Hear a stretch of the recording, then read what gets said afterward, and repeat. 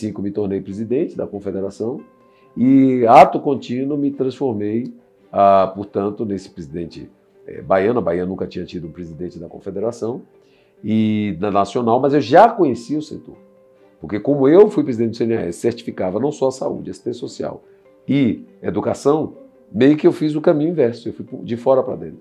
E com o apoio do Patrícia Linhares, do Peronde, da época do Cecílio Queiroz, a gente montou esse trio e acabamos fazendo um trabalho dentro da Confederação, focacionado para o setor filantrópico, mas também entendendo que o setor filantrópico da saúde, ele pressupõe a saúde, a assistência social e a educação. Isso foi a parte completa da Confederação. Olha, primeiro o IAC.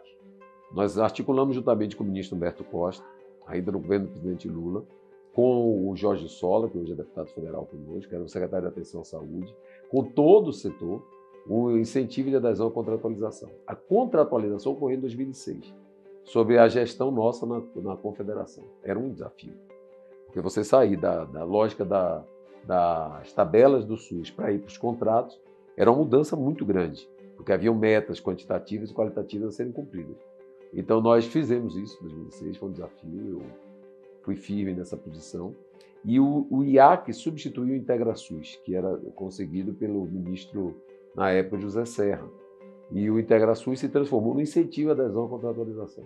E isso foi muito importante, porque os incentivos acabaram sendo reajustados a cada momento. O que permitiu agora o 1435 tratar dos contratos, que se fosse tratado de tabela, você não teria o impacto necessário. Então, a contratualização permitiu uma política específica do setor filantrópico. Isso foi uma conquista. A segunda, essa foi muito marcante. Na mudança do ministro Humberto Costa para o ministro Saraiva Felipe, o ministro tinha feito diversas portarias, reajustando a tabela do SUS para reajustar os contratos. E naquele momento, na entrada do ministro Saraiva, ele cancelou as portarias. E foi algo que marcou muito o setor. Eu não me recordo a data especificamente, talvez aí 2007, 2008, mas aí precisa verificar. E o setor, ato contínuo, resolveu reagir, o que não era uma coisa muito comum. O setor reagiu da forma que reagiu. Então, várias federações da época reagiram dizendo que queriam demonstrar ao Brasil como seria o Brasil sem as Santas Casas. Então, nós resolvemos parar somente as eletivas, não as emergências, durante 24 horas. 24 horas de paralisação. Informado o Ministério Público, informado o Ministério da Saúde, mas ninguém acreditava que ele fosse fazer. E o setor fez. 24 horas de paralisação. Foi algo a todas as televisões do Brasil. Eu me lembro que dei entrevista com a irmã Rosane, que eu tenho muito carinho, da Santa Marcelina, porque Santa Marcelina me recebeu no dia, porque estavam todos os veículos de imprensa queriam exatamente a palavra do presidente da Confederação Brasileira. Nenhum presidente tinha feito aquele ato, e aquilo foi muito marcante, porque, de fato, as portarias, em menos de 24 horas, 48, foram todas refeitas. E o setor realmente viu a conquista que fez do próprio governo do presidente da República, do presidente Lula. De um ministro para o outro, a gente conseguiu reaver todas as conquistas, o que era mais do que justo. Então, o setor demonstrou naquele momento que ele poderia fazer, de fato, um posicionamento mais firme. Então, aquilo me marcou, tanto a contratualização, quanto as ações do setor, e também algo que eu gostava muito de fazer. Eu abri o setor, a Confederação, para os que não eram somente filantrópicos. Eu resolvi fazer algo que eu achei que foi uma grande conquista. Eu disse, não adianta falar de nós para nós mesmos. Então, passamos a fazer, em todas as aberturas dos congressos da Confederação, nós estamos no 31º agora, que é o Convergir para Evoluir, um tema importantíssimo, mas eu presidi 6. E durante os 6 eu peguei a comenda maior da Confederação, e essa comenda maior da Confederação era dada a uma personalidade que dava o tom do Congresso. Então foi o primeiro o presidente José Sarney, depois eu me lembro que foi o presidente da CNBB, depois foi Jorge Gerdau e a Milu Vilela, que traziam o setor, por exemplo, primeiro foi o presidente José Sarney trazendo o presidente do Senado. Depois foi a Milu, ou a Confederação, a CNBB, trazendo o setor religioso. Depois foi o Gerdau e a Milu trazendo o setor empresarial do voluntariado no Brasil. Depois nós fizemos com o Gilmar Mendes, que era o presidente do Senado Federal, ou do Supremo Tribunal Federal à época. Pois fizemos, e aí eu me lembro que fizemos mais umas duas. Esses 4, para mim, me marcaram muito. Então, cada abertura do Congresso era precedida por uma homenagem a um segmento que envolvia Santas Casas, o empresariado, o judiciário, o legislativo, o segmento religioso. Então, foi algo que marcou. E era sempre no Clube do Exército. E esse foi muito marcante, porque a abertura ela era algo que vocês imaginem. Um Clube do Exército, e isso fortemente feito, isso dava um posicionamento do setor que queria conversar com os demais atores da sociedade brasileira. Eu acho que isso foi bom e deu a CMB nesses 60 anos aí, numa roupagem diferente e que permitiu aos novos presidentes terem uma interlocução muito grande com setores de plano de saúde, com setores sociais, empresariados. Então a CMB passou a tratar nas cadeiras da Fiesp, dos temas industriais. Então acho que a CMB ela passou a fazer essa interlocução com toda a sociedade brasileira. Durante o processo todo de conquista, saindo do sindicato filantrópico, paralelo ao Conselho Municipal de Assistência Social, Conselho Nacional, a Federação da Bahia, a Confederação, no meio do caminho a gente entendeu e fui chamado pelo Padre Zé, que eu sempre rendo as minhas homenagens em todos os lugares. Ele foi muito importante para mim, em todos os aspectos, pessoalmente e politicamente. E ele me disse, você precisa ser candidato a deputado federal. Eu disse, Padre Zé, deixa eu explicar uma coisa ao senhor. Eu tenho 41 anos, hoje estou com 54. Eu estou entendendo que aos 41, 40 anos, eu já estou aqui no setor, então você precisa ir, porque eu preciso fazer o processo. Ele já estava 5 ou 6 mandatos. E tinha o Peronde, e o Cecino Queiroz tinha deixado. Também eu fui candidato a deputado federal em 2010, como presidente da Confederação. Eu me afastei para ser candidato e me elegi de primeiro, com 70.209 votos. E, ato contínuo, o setor se reuniu e disse, precisamos fazer algo que o mundo todo quer copiar, né? Que aconteceu, que é buscarmos entrar no Congresso com a Confederação. Então, ao me eleger, ato contínuo, eu recriei a Frente Parlamentar em apoio a Santas Casas e Hospitais Filantrópicos. Isso foi um entendimento do setor. Era assim, federação, confederação, presidia a Confederação Mundial em Lisboa, a Internacional das Misericórdias, com sede em Lisboa. Viajei todo o mundo, a Itália, a Espanha, Portugal, e hoje tenho uma relação muito forte com Portugal, muito forte com o Manuel de Lemos, que é o presidente atual da CIMI, que é a Confederação Internacional das Misericórdias. Então eu tenho uma noção do setor do meu estado ao mundo, a ideia, o pensamento do setor filantrópico. E de lá eu acabei trazendo todo esse entendimento, assim como fiz na Confederação para o país, para o Brasil, passei a trazer do Brasil, das Santas Casas, para o Parlamento. Então passamos a buscar os nossos.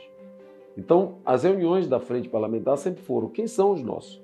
Que às vezes são um ex-dirigente de hospital, uma enfermeira que virou deputada, um médico que virou deputado, um gestor, uma pessoa que é abnegado, nasceu na Santa Casa. Então, de repente, a primeira edição da Frente Parlamentar tinha mais de 300 deputados federais inscritos para a frente. Era um grupo que adorava esse plenário. Então, muitos, na sessão solene que houve, no dia 15 de agosto este ano, 2023, comemorando os 35 anos do Dia Nacional da Santa Casa e os 60 anos da Confederação, passaram por lá mais de 40 deputados federais de todos os partidos, do governo, da oposição, do líder do governo a líderes da oposição, demonstrando que a Santa Casa une a casa. Tanto que na Câmara Federal, eu sou chamado de Santa Casa. Porque as pessoas, desde o primeiro momento, eu foquei a minha pauta parlamentar, até porque eu me elegi para isso. Então, no 4º mandato de deputado federal, aí por isso que eu fiz esse preâmbulo, as conquistas foram muitas. Nós conseguimos rever a lei, toda a Lei 12.101, as medidas provisórias, conseguimos rever os empréstimos e financiamentos da Caixa, em parceria sempre com a Confederação das Santas Casas, CNB.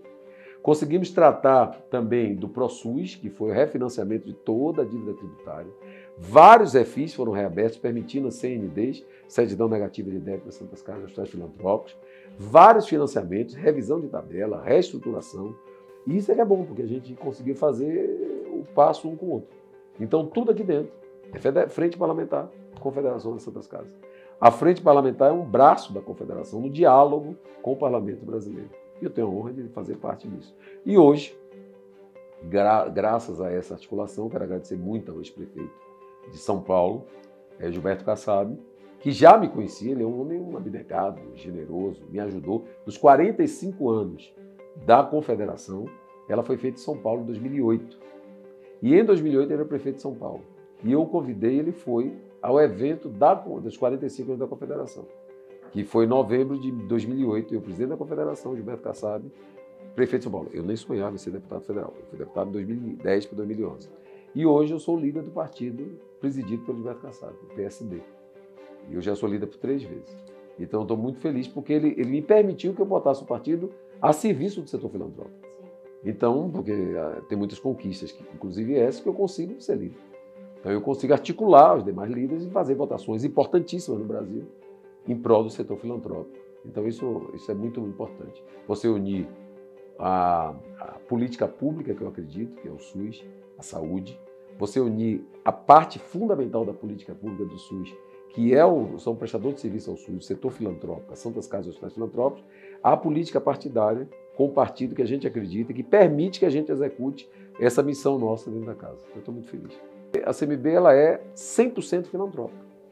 Ela não tem hospitais privados lucrativos. Então, as outras têm um misto. E a CMB, então, a casa vê. E isso foi o que eu fiz quando era presidente. Então, a CMB passou a fazer parte do conselho da ANS. A gente discutia plano de saúde, porque 2% à época das Santas Casas tinham plano de saúde. A CMB passou a fazer assento na FENA Saúde, Federação de Plano de Saúde. A CMB discutia na Fiesp planejamento todo, dado aquelas homenagens que eu falei, que puxava o setor empresarial. O modelo de gestão do Grupo Gerdau foi implantado dentro da Confederação, em várias cidades brasileiras, financiada pelo Grupo Gerdau. Eles financiavam direto as Santas Casas que implantavam o modelo de gestão, não passava pela CMB. Então, assim, a gente abriu a CMB. E isso foi muito importante. Então, de fato, a CMB ela tem uma força muito grande, porque ela conseguiu, na trajetória dos ex-presidentes, tantos desde o Alckmin, tantos outros que compuseram, a chegar ao Padizé. O Padizé institucionalizou a CMB na articulação política e fundamental. E trouxe a CMB de São Paulo, o Rio, já não me lembro mais, para Brasília. E isso foi importante, o trabalho do Zé Luiz Spigolon, o trabalho do Mário agora, dando sequência. Foi assim, grupos de pessoas que se somaram e foram fazendo aquilo crescer. E de repente cada presidente cooperou com uma parte. Agora o Minócrates, eu disse a ele no dia que ele virou presidente, eu fiquei muito feliz. E eu acho que é um dos melhores momentos da CMB. Melhor até do período que eu estava presidente. Porque a gente consegue fazer uma parceria real de ganha-ganha. E ele toca a bola para mim, eu toco a bola para ele. Então a gente tem tido conquistas como essa do 1435, é inigualável. Você conseguir, depois do último reajuste contínuo, se não me engano, foi na época do ministro Padilha, você conseguir garantir anualmente um reajuste pelo IPCA, aprovado por unanimidade na Câmara, foi porque é óbvio que a gente está com maior força agora na liderança do partido e na articulação com o presidente Arthur Lira. Mas também, sem sombra de dúvida, as Santas Casas vieram aqui pedir, articularam. A primeira vez nessa história, 60 anos, que é uma exposição no corredor. Essa era a ideia minha. Mas eu, na época, não tinha a força que eu tenho, porque o Padizé tinha muita força aqui dentro. Mas a força, ele não foi líder do Progressistas. Então, para colocar no corredor da casa, que é disputadíssimo, e ao mesmo tempo o Mirox entrou nessa ideia de vamos fazer para agosto, e deu tudo muito certo. A CMB está exposta nos corredores que passam milhares de pessoas durante os 15 dias. Milhares de pessoas. Milhares de pessoas. Circula aí, vendo a história da CMB no corredor da casa. E além disso, a CMB conseguiu marcar os 35 anos do dia, que a gente nunca fez uma sessão solene aqui dentro, nem muito menos com o posto daquele. Todos os assentos ocupados e as galerias também. Então, de fato, algo que repercute na casa. Dito pelos próprios parlamentares, foi a maior sessão solene que houve este ano, 2023, na casa. CMB Futuro é a construção dessas Santas Casas. Sem as Santas Casas não existe CMB. Sem a filantropia e os hospitais filantrópicos não existe a CMB. Mas, sem sombra de dúvida, sem a compreensão do usuário do SUS, da sociedade, da importância das Santas Casas no Brasil, nós não teremos CMB. CMB não existirá sem que ela se comunique e se atualize. Aquilo que foi colocado lá, convergir para evoluir, de olho no futuro. Estava lá, não era de olho no futuro, mas o Congresso colocava isso. Entendeu? Então, se a gente não tiver a capacidade, o processo de mudança é muito grande na sociedade mundial. A globalização era o que a gente discutia lá atrás, hoje nem dá tempo, porque se a gente falou aqui, já mudou. Então, a CMB precisa estar nesse constante. E eu posso dizer, sob a liderança do Mirópolis hoje, nós estamos fazendo. Porque a gente está conseguindo fazer coisas que, como ele disse, esta interação é algo que a gente não tinha conseguido fazer antes. Então, eu acho que se ela continuar com os próximos presidentes, com as próximas diretorias, com muitas mulheres entrando a ser diretoras, dirigentes, jovens, isso dá a sensação de que a gente vai continuar comunicando com o Brasil e a CMB vai ter um futuro brilhante, que é a manutenção do segmento filantrópico de saúde. É isso. Grande abraço.